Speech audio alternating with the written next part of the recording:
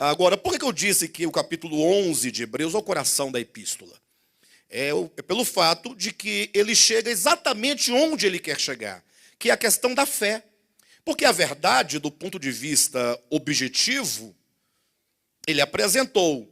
Agora, se não houver alguém que creia nesses fatos, que creia nestas verdades, com uma fé genuinamente orgânica e uma fé genuinamente cristã, uma fé genuinamente do Espírito, essas verdades elas ficam apenas no plano dos conceitos. Então, a fé é o meio espiritual pelo qual nós nos apropriamos dessas verdades.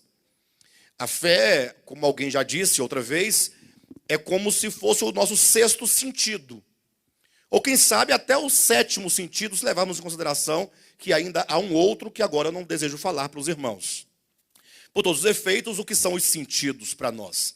Nós conhecemos imediatamente 5 sentidos, que é a audição, ou seja, por meio da audição, eu não somente me relaciono com o mundo exterior a mim, como eu também eu percebo para dentro de mim este mundo externo.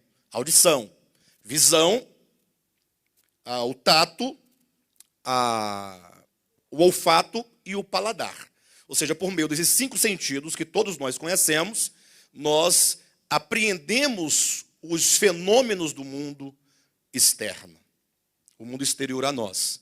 De sorte que quando faltam estas faculdades, essas 5, nós somos privados de uma experiência real com o mundo que está à nossa volta. Vocês concordam comigo?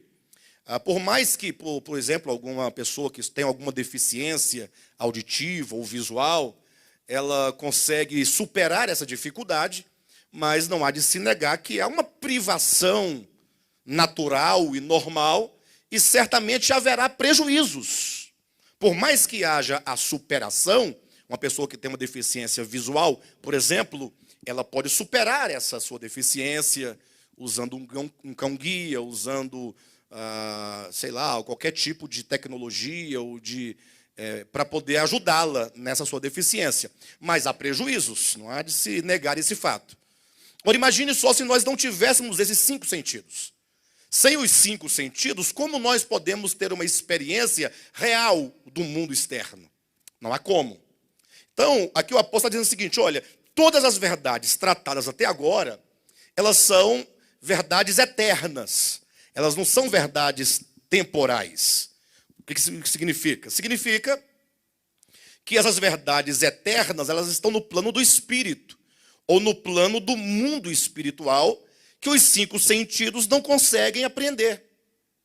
Ou seja, eu não consigo ver, tocar, ouvir, sentir qualquer coisa espiritual com os meus sentidos físicos, com os meus sentidos sensoriais. Nesse sentido, o homem está privado dessas bênçãos espirituais. Não fosse um outro sentido espiritual, que é uma propriedade do espírito humano, que é a fé. Por isso, no capítulo 11, versículo 1, ele vai dizer que fé é a certeza, é a convicção, é o fundamento, é a substantificação de coisas que se não veem com os olhos naturais. Ora, se é a substantificação, aquilo que é espiritual pode ser agora, se torna agora tangível, mas não tangível para os sentidos físicos e sentidos sensoriais, mas para o sentido da fé. Ou seja, a fé são meus olhos espirituais, são minhas mãos espirituais, meus ouvidos espirituais, meu nariz espiritual, minha boca espiritual. Por essa razão é que o apóstolo Paulo, em Romanos capítulo 1, versículo 9, ele faz a seguinte declaração: Deus a quem eu sirvo no meu espírito. Ou seja, Paulo tinha plena convicção que o serviço, e todo e qualquer serviço a Deus, se dá no espírito humano e não no corpo humano, ou por meio do corpo humano. Inclusive, em outro lugar, ele vai dizer, Atos capítulo 17, versículo 25, salvo engano, ele diz que Deus não pode ser servido por mãos humanas.